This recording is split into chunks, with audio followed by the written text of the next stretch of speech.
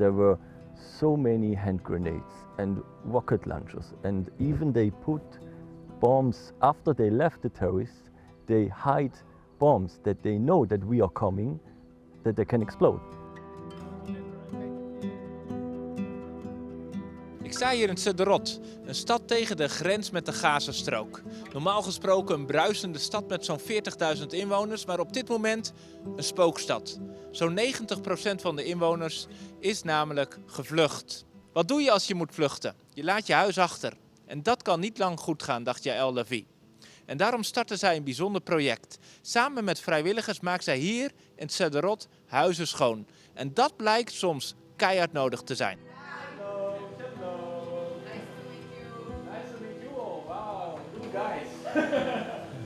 Wow. And it smells excellent. Yes, you came in the right time.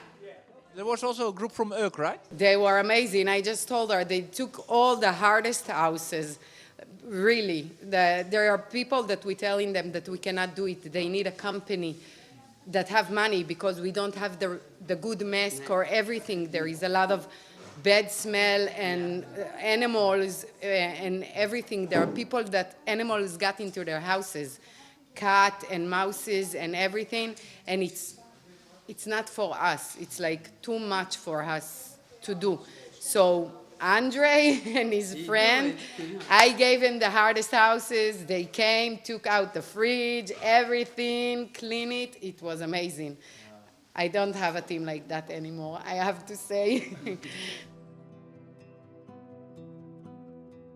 On a normal Saturday morning, I woke up and my wife, she has, well, not on my phone, but she has like the sirens on our phone, you know, the alarm that if there are rockets. And then as well, all kind of news came in that are like terrorists that are succeed to enter Israel. And then already at 10 a.m. I got already messages from my unit that they already said 10 in the morning that we need to be ready. They will call us to the army. And so then some minutes later we already needed to pack, and I needed to, straight away to go to the south. At the beginning we're in a moshav, like in a village close to Beersheba. It's called Nevatim. We were in a complex, like as well, like in a school, but we were sleeping like 20, 30 in one room, and yeah, it was and the smell, so you know, yeah. But yeah, and then our mission was to protect this community. We had soldiers like in the entrance, like here, and then patrol with a jeep that you make like around the area, and other things that we needed to do there. After some days, I think a week after the attack on October 7th, we went to Be'eri, to the kibbutz that was hit first, and was hit really, really badly. I think it was was really, really hard. So we needed to search houses in Be'eri for ammunition and dead bodies. And I have a lot of volunteers here that doing it, and that's it. What was the situation of this house? Was it dirty? This house, it's middle. We see places worse than that. Could you describe such a place?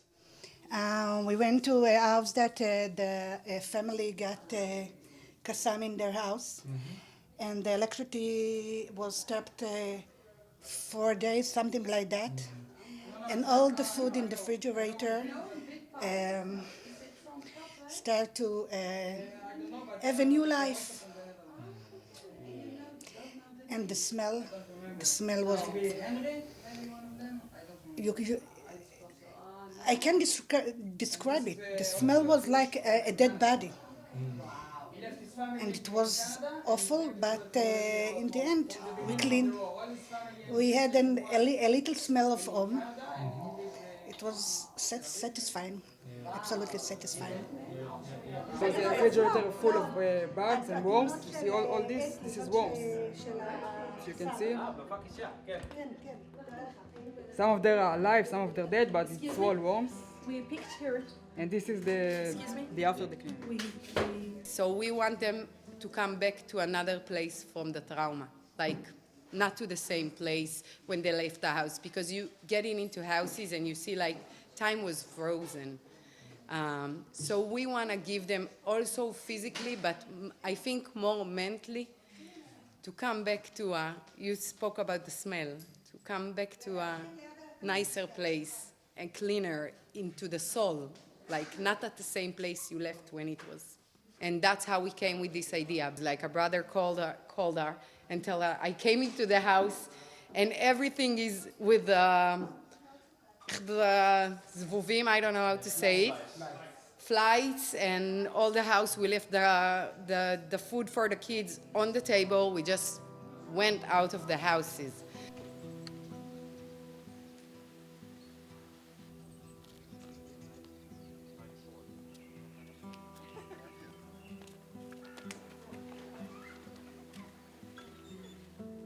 So we needed to, like in units, we house by house, and search them. Yeah, it was not easy. I took it somehow as a operation, as important operation, because we needed to go there to secure kind of the kibbutz. That after that the kibbutz is secure, and later on the residents, the people can come back and live there, because there were so many hand grenades and rocket launchers, and even they put bombs after they left the terrorists. They hide bombs that they know that we are coming, that they can explode. Yeah, so I saw it as an important mission, and as well many people are still were missing.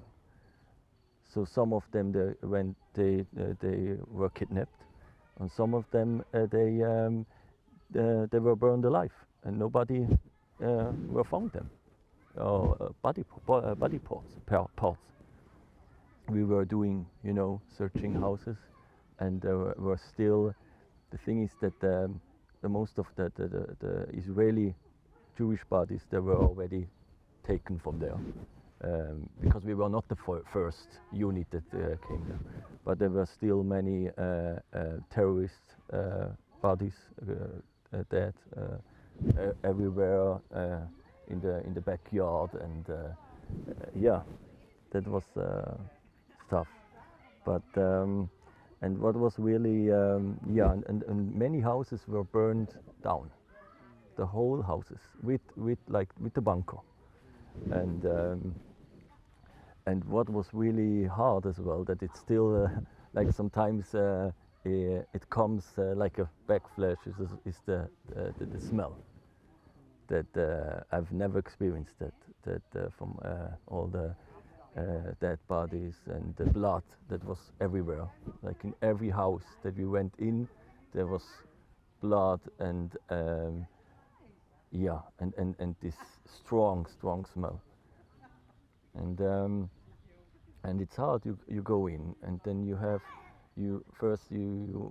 in the kitchen, and you see all those pictures from the kids and the family, and then you see the blood. So and each house has their story. As well, there were so many apartments from elderly people.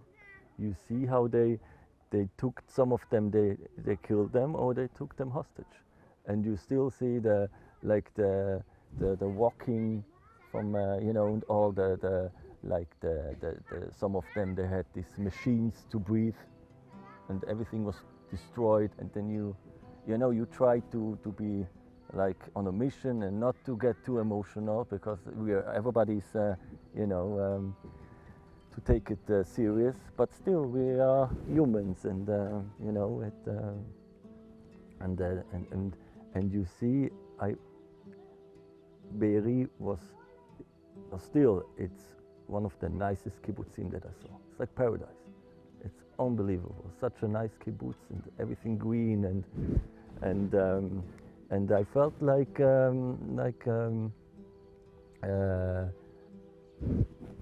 paradise in hell, something like that. And then you have all those backyards. Almost in each house, in the backyards, you have dead dogs. They killed the dogs and everything that moved. So, and all the burned cars everywhere. It's it's like the devil came personally there. It's unbelievable. Yeah. How long will the project last? The project is already 1 month and a week, I think, 1 month, something like that. I don't know how long it will go more, because the people like in Sderot, they told them they're gonna come back at the end of December, but I'm not sure it's gonna be, because the war now is again very hard. Like you hear the boom, a lot of Tzeva Adom. So I don't know, it depends, but we are here for them, even to come with them and help them when they're coming. We prefer it to be with you when you're coming and to help you to do the hard things. So until they're not gonna need us anymore. The border is really secured, so slowly the people can come back to those kibbutzim and villages. I don't have nightmares, that I'm really happy, and I think that I try to stay strong and thankful for my family that they support me, but I'm not in a point that I need help from outside or from a specialist, but I think the prayers and to talk to each other, and this is really, really important. And I knew before that they told me we need now to go there. I spoke first to my family, and they gave me the strength, and I think it's important and to speak about it as well, because I have as well. There were so many kids were slaughtered and killed, and I've myself my big one is 7 and 5 and 1.5 years old. So you're always thinking they could be, my kids, and what was really what was really hard for me is I saw how do you call it in English, like motzetz for the babies. Okay. Yeah, in the blood. So yeah.